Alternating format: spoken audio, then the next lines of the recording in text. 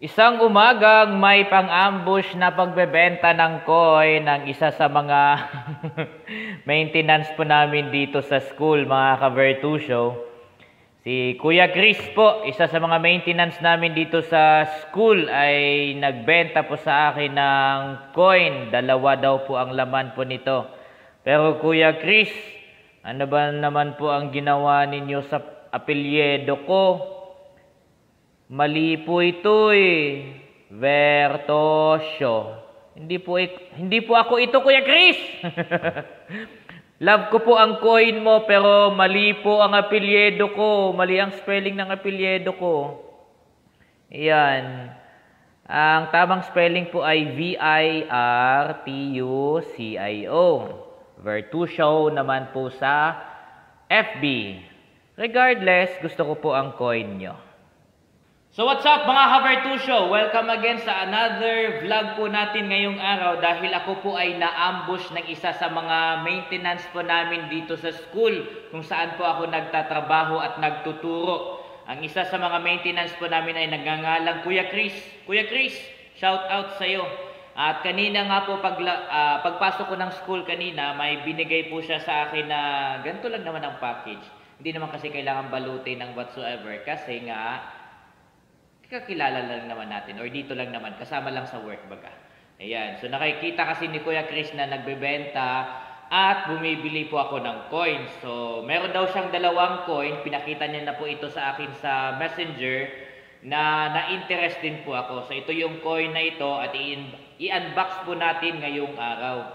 Pero kung nalungkot po ako dito kasi mali po yung spelling ng apelyido ko. Ang sinulat niya kasi dito ay Vertosio. Ganyan. Ang tamang spelling ng pangalan ko po ay, last name ko ay Virtucio. Pero regardless, thank you for this one, Kuya Chris. At itong package na ito, na handmade lang, ay binayaran ko po ng 300 pesos. 2 coin po ito, tapos i-unbox natin sabay-sabay at tignan po natin closely yung mga coins na inalok sa atin or binigay or binenta sa atin ni Kuya Chris. Again, hindi naman masyadong malaki ang binayaran ng lingkod nyo po dito. 300 pesos lang. Alright, so atin tong buksan ang coin para makita po natin ang laman po neto. Scotch tape ang ginamit. Ayan.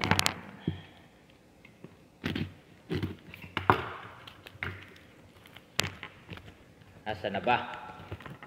Ay, ito nga, 2. So, 2. 2 coin lang ito mga ka-Vertusio. Uy, butas! Yan, butas. At saka ito, NGC na 2018 po ito. Pero ito, interesting, butas po siya. Butas. So, tignan natin ito closely mga ka-Vertusio po ha. Itong coin na binigay sa atin ni Kuya Chris. Ay, hindi pala binigay. Binenta po. Binenta. Ayan.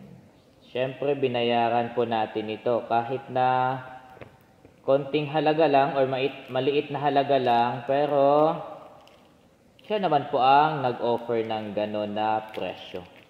Yan. So ano ito mga ka-Vertusio? Ito ay human error. Binutas po siya.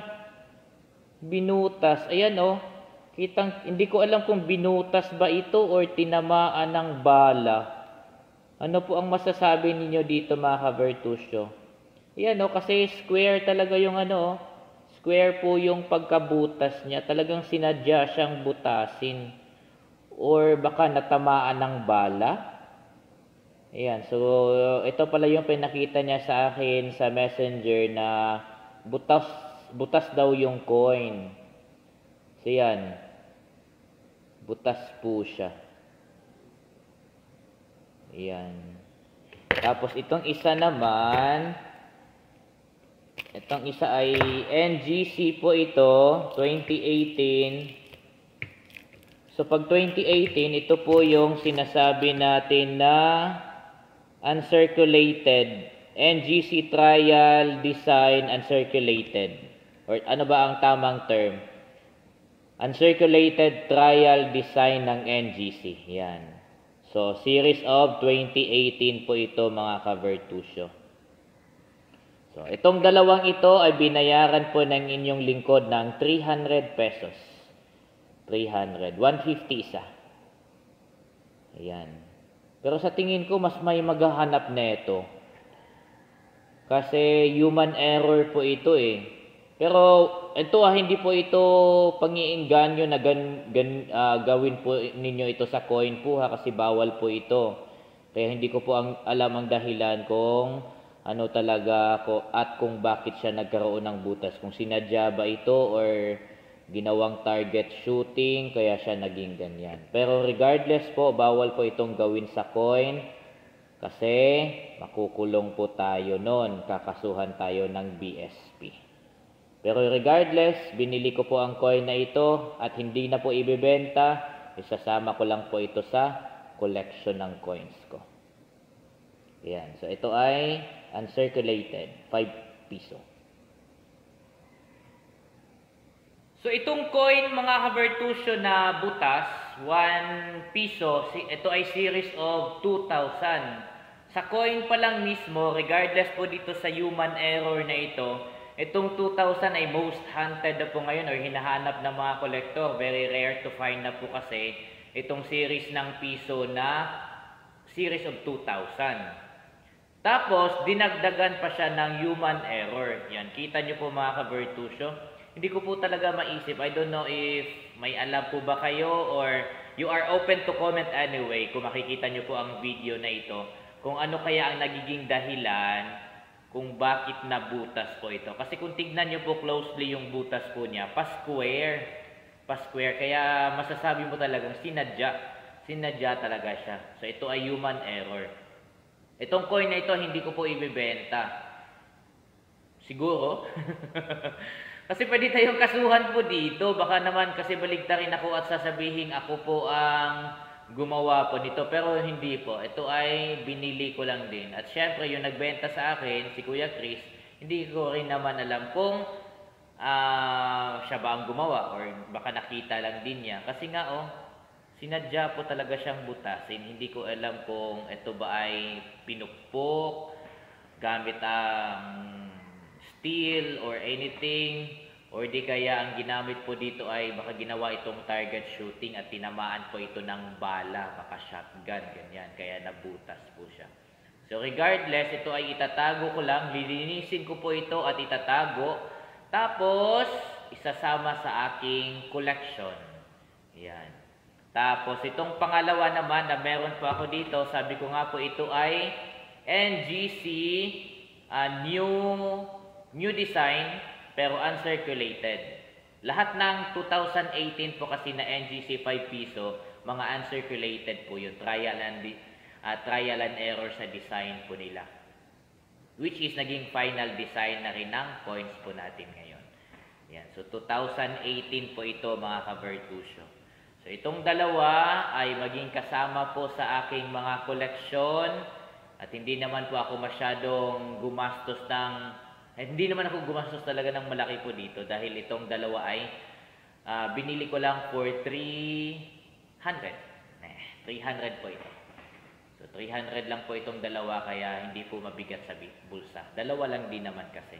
Sadyang nainganyo lang talaga kasi ako dito. Nainganyo lang talaga ako dito kaya I was not able to say no nung inalok po sa akin ang coin na ito. And again, Kuya Chris, thank you. Thank you sa pagbenta ng coin na ito. Meron na naman akong panibagong coin na isasama sa aking mga collection. Lalo na po ito na namangha po talaga ako dito. Pero again po mga ka-Virtusio po sa mga makapanood po dito, huwag nyo po itong gayahin kung sino man ang gumawa po nito. Huwag po natin sirain ang pera dahil pwede po tayong kasuhan ng BSP na sinira po natin yung pera. Kahit barya pa yan. Lalo na sa mga nagsusunog ng perang papel, or napunit, ng sadya. Ito, sinadya ko talaga ito. Butas no? halata talagang binutas siya for whatsoever reason. Okay? So, yun lang naman. Ito ay hindi ko muna ibebenta. Hindi po na siguro. Depende na lang sa sa need talaga ng makakakita po nito at gustong bilhin. Pero for now, itatago ko po ito. Maging kasama ko po ito sa collection ko. Paalala lang ulit mga Havertusyo sa mga nag-comment po sa akin sa FB. Ay hindi, sa YouTube. Kasi marami pong mga nagbabadmouth na po at hate speech na hindi daw po ako sumasagot ng comment or nakipagtransaksyon sa YT.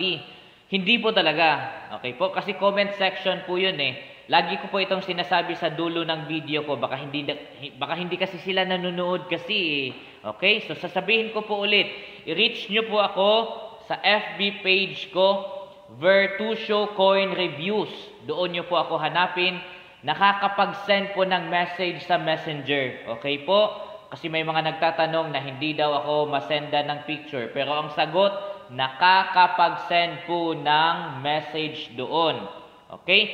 I-reach po ako, makipag-transaction po sa akin, mag-send po sa akin ng picture. Pwede naman po doon sa aking FB page. Hindi po sa YT. Okay po? Kasi ang mga sinasagot ko lang sa YT ay yung mga bad mouthing or yung mga naninira. Yun po talaga ang sinasagot ko. Kasi syempre, i-defend ko po yung channel ko. Pero if you want a negotiation with me, transaction, maayos na usapan, reach me sa aking FB page. Okay po? So, huwag kalimutan mag-subscribe, syempre naman. At i-hit ang notification bell para updated po kayo sa mga next na hanap po namin, sa mga next na offer po namin, sa mga next na content na meron po ang inyong lingkod. Dito sa Vertusyo.